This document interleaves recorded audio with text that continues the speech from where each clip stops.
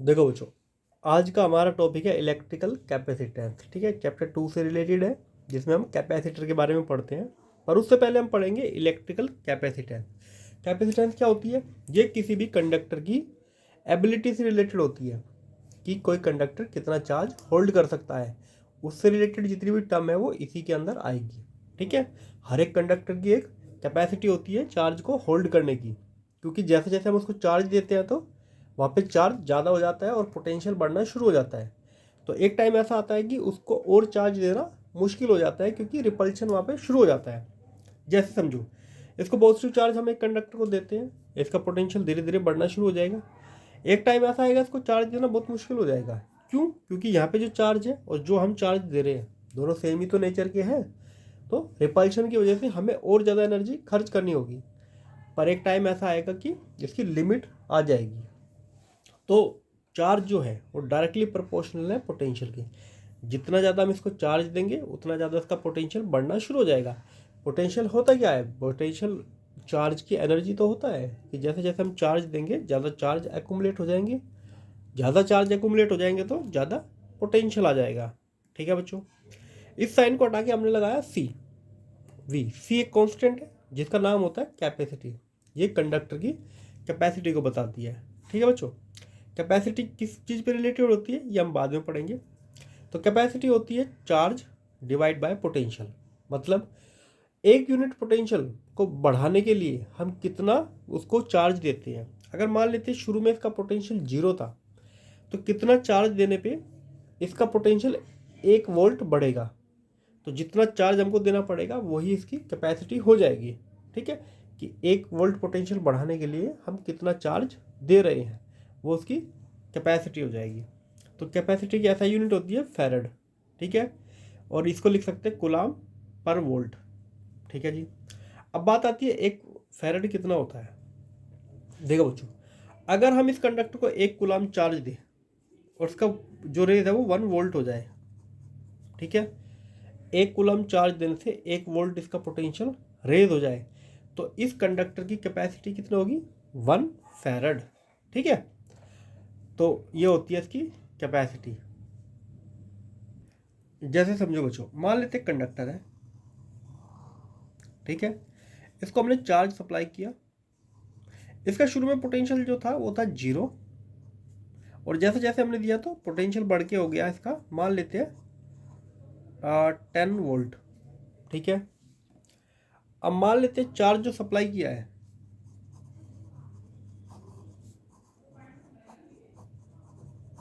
वो हमने 2 coulomb charge इसको सप्लाई किया है। ठीक है, मतलब इस कंडक्टर को अगर आप 2 कूलाम चार्ज दोगे तो इसका पोटेंशियल कितना बढ़ जाएगा? 10। ठीक है, तो इसकी कैपेसिटी निकाल ली हमने। तो कैपेसिटी हो जाएगी इसकी ये होती है चार्ज डिवाइड बाय पोटेंशियल।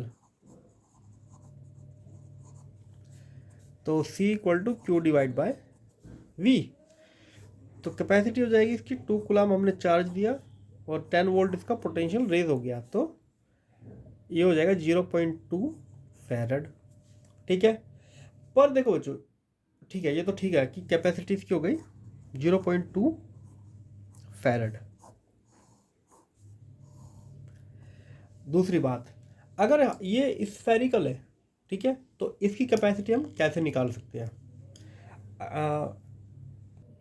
अब देखो बच्चों, बात आती है हमारे पास एक स्फेरिकल कंडक्टर है। बेसिकली हमको ये पता लगाना है कि जो इसकी रेडियस है कितनी रेडियस होनी चाहिए एक स्फेरिकल कंडक्टर की, उसी कैपेसिटी के हिसाब से। ठीक है, मान लेते हैं इसकी रेडियस आर है, इसको हमने क्यू चार्ज दिया है जो इसकी पूरी सरफेस के ऊपर यूनिफॉर्मली डिस्ट्रीब्यूट हो गया है। ठीक है, तो इसकी सरफेस पे जो पोटेंशियल होगा वो हो जाएगा 1/4 पाई क्यू डिवाइड बाई आर। ठीक है, दूसरी बात, कैपेसिटी होती है हमारी क्यू डिवाइड बाय वी। तो रख देंगे यहाँ पे क्यू डिवाइड बाय वी की वैल्यू, ये पूरी वैल्यू यहाँ रख देंगे तो 1/4 पाई क्यू डिवाइड बाय आर। ठीक है, क्यू से क्यू कैंसिल, 4 पाई एफ आर ये चला जाएगा ऊपर।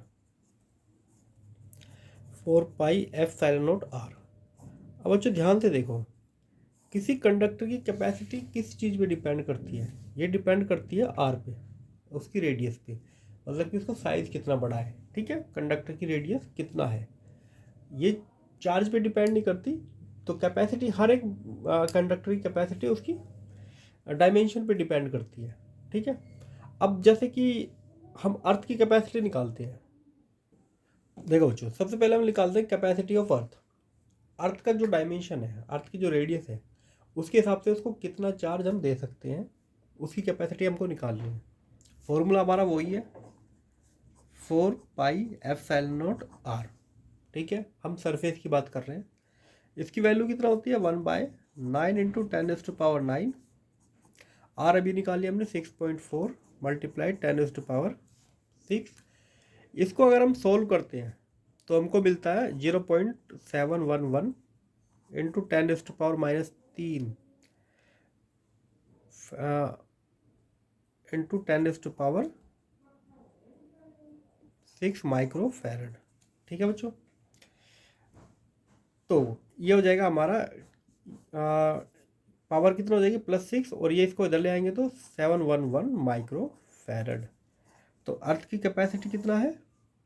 711 माइक्रोफैरड। ठीक है, देखो ये 9 जब ऊपर जाएगा तो पावर आएगी -3। ठीक है, 6.4 को 9 से डिवाइड करेंगे तो आएगा 0.711। अब क्योंकि हमको उसको माइक्रो में बदलना है तो 10⁻6, ठीक है, माइक्रोफैरड, इसलिए हमने उसको माइक्रोफैरड में बदला। क्योंकि एक फैरड जो है बहुत बड़ी क्वांटिटी है। अगर एक कंडक्टर को एक कंडक्टर जिसकी कैपेसिटी 1 फैरड है, उसकी रेडियस काफ़ी ज़्यादा बिगर होती है।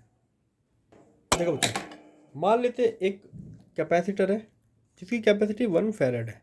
ठीक है, और हमें बताना है कि उस कितनी रेडियस चाहिए, उसके लिए कितनी बड़ी रेडियस होनी चाहिए।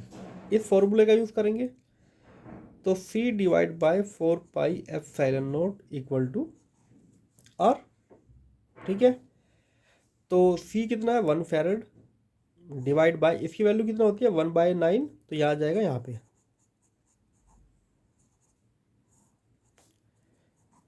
तो रेडियस कितना होनी चाहिए? 9 इंटू 10⁻9 मीटर।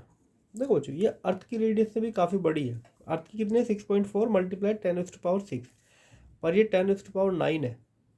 तो अर्थ से भी लगभग कितना है, कितनी पावर ज़्यादा है? 10 की 3, 1000 गुना ज़्यादा। तो अगर 1 माइक्रोफैरड चार्ज हमको किसी इस स्फेरिकल कंडक्टर को देना है, एक फैरड कैपेसिटी होने के लिए उसकी रेडियस कितना होनी चाहिए? इतना, जो कि काफ़ी बड़ी रेडियस है। ठीक है बच्चों, चलो मिलते हैं अगली वीडियो में।